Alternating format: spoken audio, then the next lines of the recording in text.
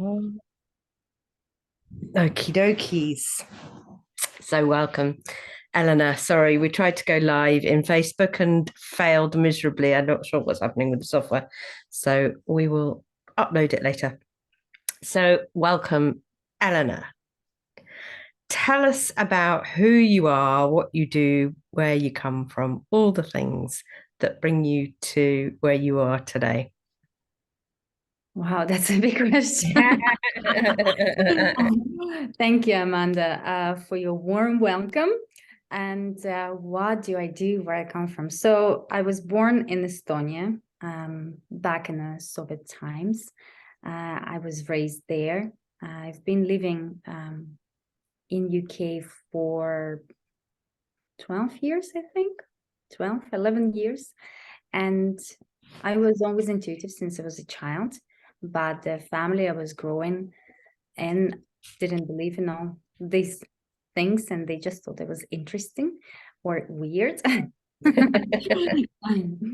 And I was just collecting more experience from my life up to the point when I thought whatever I'm doing is not working for me anymore, because I was following the path that was created to me by my family in terms of what I'm supposed to do, what job I should have. And it just didn't fulfill me. And I did hit the wall at some point, and it happened in 2015. And that's when I decided to change something. And to change something, it was to dive deep into myself, into my abilities, and to find something out there that could help me to grow it and to experience it fully. And this way I came across the theta healing modality that helped me to do that greatly. Prior to that, years and years ago, I did 3 levels of Reiki, but back then it was more of kind of fun thing to play for yourself, as back in these days, it was in 2007. It wasn't that popular yet. Yeah. And ever since 2016, that's when I started my journey to uncovering myself. I've been doing this work not only with myself, but also with other people, helping them to reconnect with themselves. So today I am star performance coach and intuitive mentor, and I help people to find this connection with themselves, find this happiness that they may be lost along their way, because our life can be full of challenges and not always we are able to overcome them. Sometimes we don't even know what's creating this turbulence in our life. We might not even know where to look for the answers.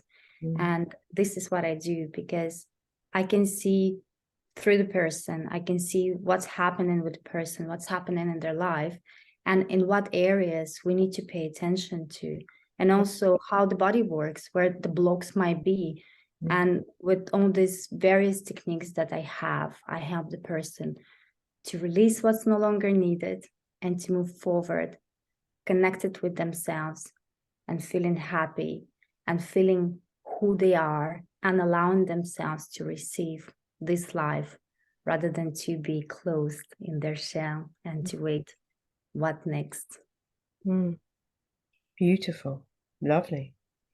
And so how long have you been doing this work now for? So I've been doing that since 2016. I did slow down a little when my son was born in 2019. And I also wanted to change the approach that I was doing. So I wanted to create something more powerful and meaningful. And then at the end of last year, I decided to do coaching and mentoring containers, which means that I hold the person's hand for however long the person chooses to work with me with, or however long it's needed. Because sometimes people might think, oh, I need 6 months, but then we talk and we look into things, and maybe person only needs 3 months for this particular issue that they want to work with. So it's all very individual. It's tailored to the client. And so within that, do you do any kind of healing work as well? Is that kind of Yeah. part of the package too? Yes, it is. Oh, lovely. It And is. Yeah. so um, when you say you see, because I think the word see can be interpreted in lots of ways, what is it? How is it that you see? Um, so for example, I can see if I might look at the person and I see, okay, body's probably not working the way it should be, because there is almost like energetic feedback to me. Yeah, like, oh, this person drinking too much coffee, doesn't sleep enough. So do you get words that come to you? Are you able to see the energy in More terms like of, visions. right? I do get words sometimes as well, but it's like a vision. It's like information is coming to me. Okay. And is it something that when you work with it, it's not something that just comes when you're out and about in your daily life? No, I don't connect like that, because I respect free will of a person. Sometimes I might see someone and they very um, low, and I might tap into the energy, but I often just send the healing energy, this energy of the source, the energy of the universe, that is not sent from me, but is sent from the divine source into them, just to fill them. Mm. Mm. Yeah, I don't interrupt with the free will of a person. Not Yeah. everyone want me to see them. Yeah, no, and absolutely, it's some people just have that. Um, I don't see it as a gift in a way. I see it as a bit of a curse. Is that they wherever they go, it's always there and present for them. It's not even something that they tap into. So in a way, for me, I like being able to work with people and I tap in because we've chosen to do that. And it sounds like you do that too. It's you Yeah. get to the point where there's permission and it flows because of the permission. But there are some people who don't have that choice of sort of tapping in. It comes in whether they choose to want to work with the person or not. And I think that must be quite hard for some people to have their whole life. It's not just right, this is work and this is home or this is play or whatever. I think so. I think it's quite a much more of a gift to be able to tap in and use it when you need to use it, rather than to have it as a constant background in your life. And so it sounds like you've got a great handle on that, to be able to just allow it to flow when you want it to flow. Yes. So um is it always do you look at a person from the whole perspective? Are you looking at it from, do you tend to work more for people with through their business or through their personal life? Or is it just everything that they encompass, basically? I think it all depends on request, Right. because even looking at their business, it's all to do with the inner work as well. Maybe there are some blocks in the business because there is something inside of them that doesn't allow them to overcome this block. So one is connected to another. Mm, mm. Yeah, very much so. Yes. So, can you explain to me now, where are you based at the moment? I was expecting some different question. No, no, no. I just suddenly thought, because I'm just looking out my window and it's pouring with rain. And I was just wondering if also where you are at the moment is also pouring with rain. No, I'm very fortunate with the weather. I'm Ah, in Scotland and it's been sunny. It's been sunny today and it's been sunny yesterday. And I was really looking forward to this weather because it hasn't been sunny for quite a while. And I miss the sun, my body needs the sun. I think yes, all of us need some sunshine. absolutely. Yeah. I've just So come back from Italy, so sunshine is, yeah, I love sunshine. I think it helps us to grow. We need it. It's energy, isn't it? It's just so. Is there? Excuse me. Oh, shifts are happening for me. Um, is there any? Are there any moments that you can recall where you've worked with somebody where you felt like the magic was happening and you could feel what's brought you the most joy in a session? with every session, magic is happening. I think it's all to do with the nature of magic and the transformation it brings to a person. But one of the very recent ones, I was working with a woman who was going through a burnout. She became very sick, and to the point that she couldn't eat. So she felt like there's something on her throat, and she started losing weight, and she went to the doctor, and she was told that she needs to go to a hospital just to relax, to just detach from everything that's happening in her life. So after the second call with me, no, even after the first one, she was telling me, I'm working around and I'm noticing that there is this feeling on my throat, but I'm scared to think of it because I've had it for a while now. And after the second session, she was like, I think it's gone, but I'm still scared. So sometimes it needs time for a person to adjust with this new feeling, new energy, and all this deeper work that is happening with them.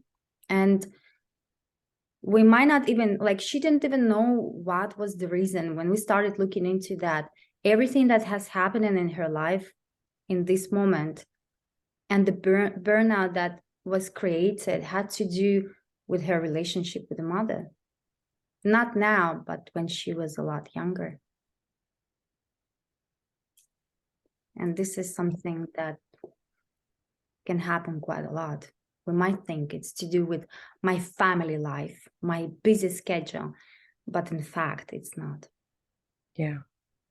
It's amazing how much the brain can overtake in any aspect and every aspect of our life that we can have. Oh God, I don't know why I'm yawning so much today. But that we can have this wonderful life, but in the background, there's this chat that goes on about how we're not good enough, how we are not working hard enough. Maybe we need to push ourselves more. And uh, from the outside, a person can see somebody else's life and think this.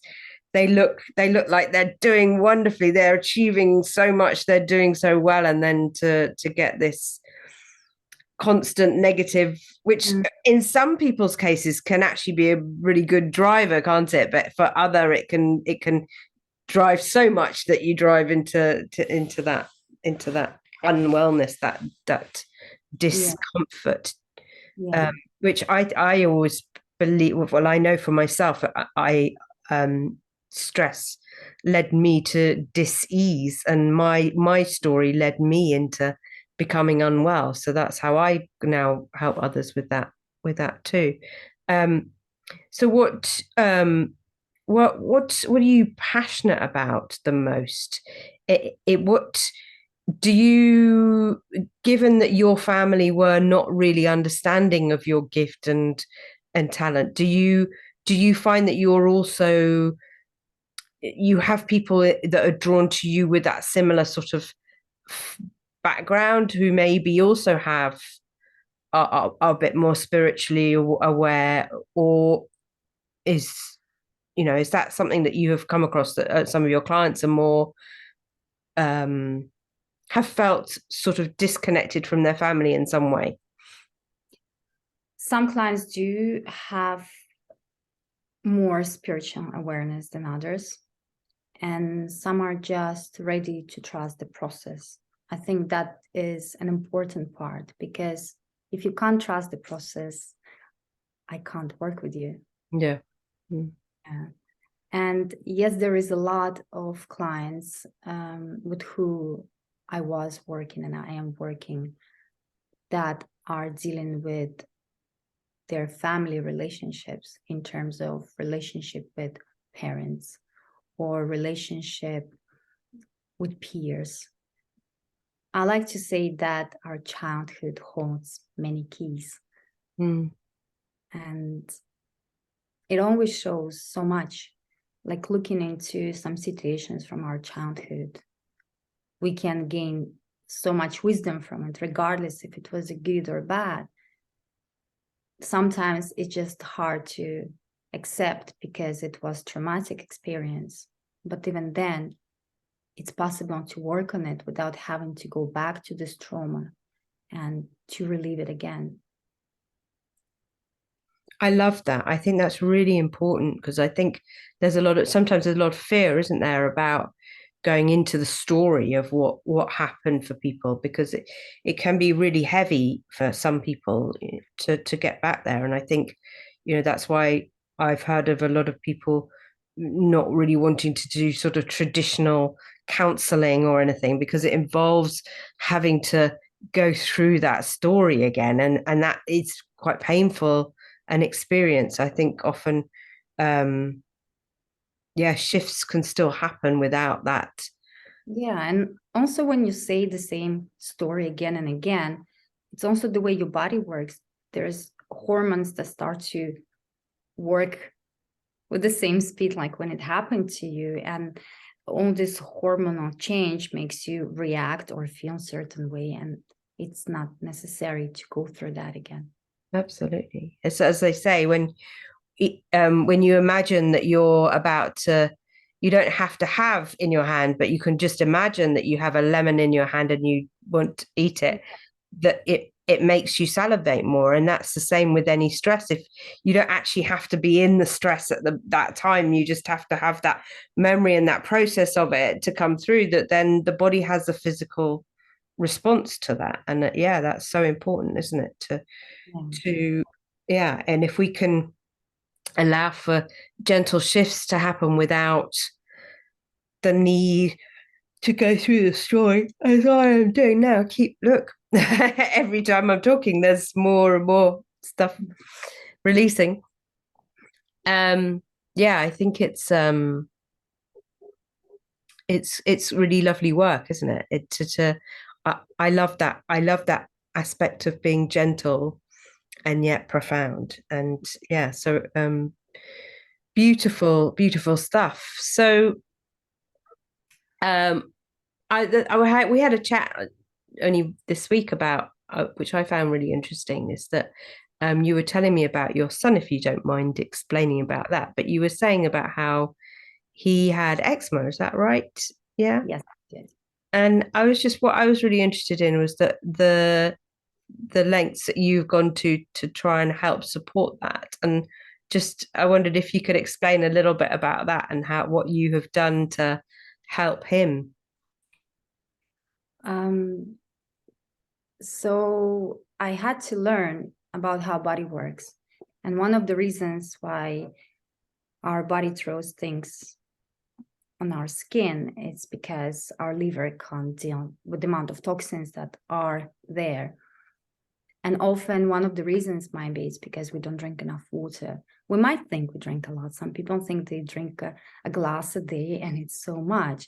But because they substitute it with other things like a tea, coffee, herbal teas, or I don't know, soft drinks, or I don't know, something else, thinking that this is liquid. It is liquid, but not the kind of liquid that our body needs in order to function and flush things that are not needed in our body. So at the time, my son didn't drink much water. And when I came across this nutritionist who explained to me how it all works and what is possible to do to support it, I, of course, started using it. And I also tried so many different creams to help his condition, including steroid creams that just made it worse. And then I did my own research on how naturally skin can be supported. So I created my own blend. It was an oil with different types of oils in it and some essential oils in a certain dosage that helped completely to clear up his skin. Which is amazing because it's some people spend the rest of their lives never being able to get rid of it. And so, yeah, it's impressive to be able to go and find the right tools to do it because I'm sure that not many people we're still very much in the mindset of particularly in this country going to your GP and going to your doctor and finding a solution with drugs or whatever and I think there are so many ways in which we can deal with things without Yeah, having to go to harsh drugs which might potentially cause more problems than yeah, than help so yeah so I was quite impressed by um yeah, you being able to find the answer in that way. yeah. I know. Of course, it also involves clean diet and clean gut. So, and clean gut is sorbents, and not many people know about it. But again, for sorbent to work, we need to drink certain amount of water daily. Right. Everything is interconnected, and of course, the way we feel as well. Because when people go through stress, the eczema might flare up. Mm. And what do you think about that though, in terms of a young child? I always wonder about, you know, because they haven't sort of had time to build the stress around, and if they're living in a sort of happy environment, where does that come from?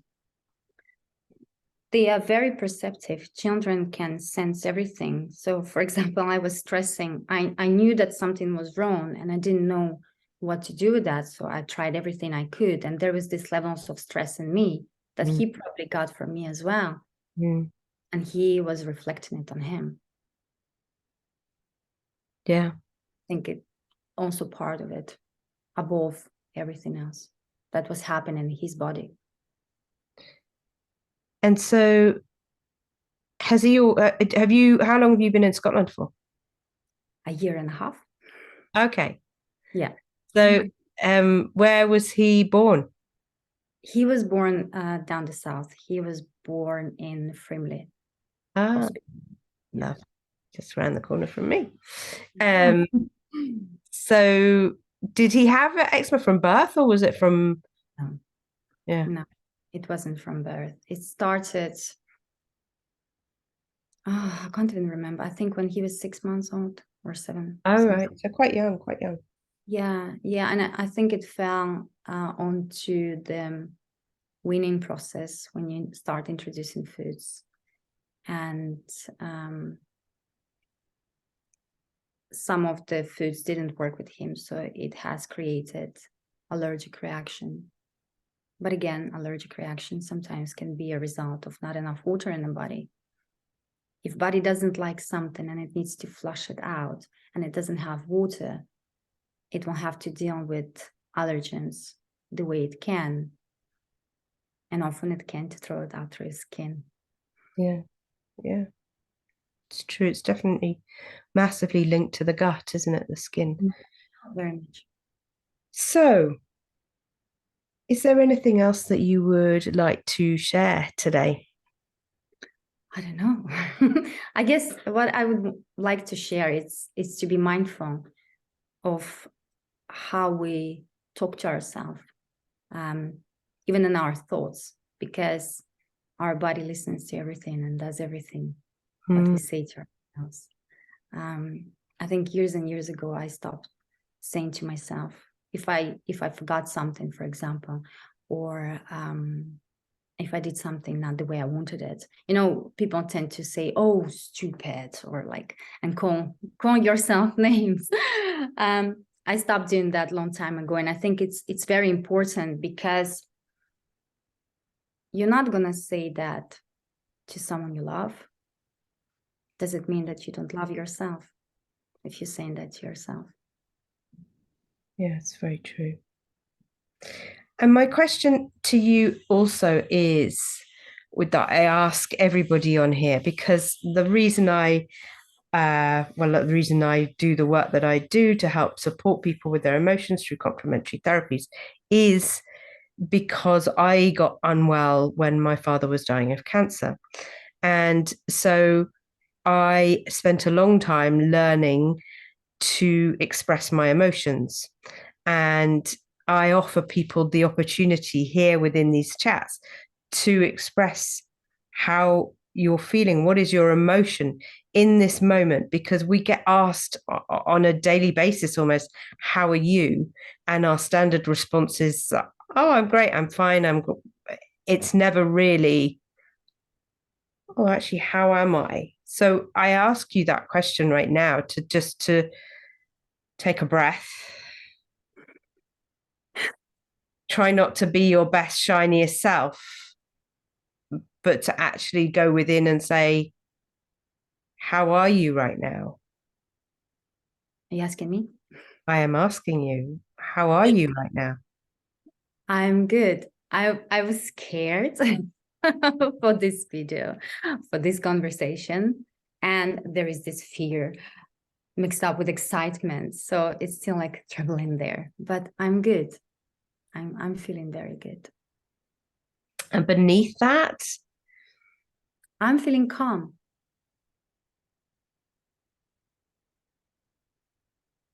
yeah. And that's what I felt when I checked in with you. There was a little kind of fluttery, normal feeling of none of us really want to be on camera or talking or, recorded or in any way. It's not our norm. It takes practice, doesn't it, to do that.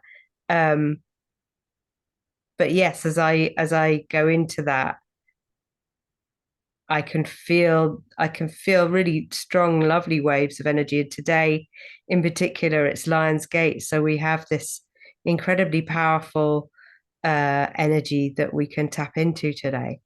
And um,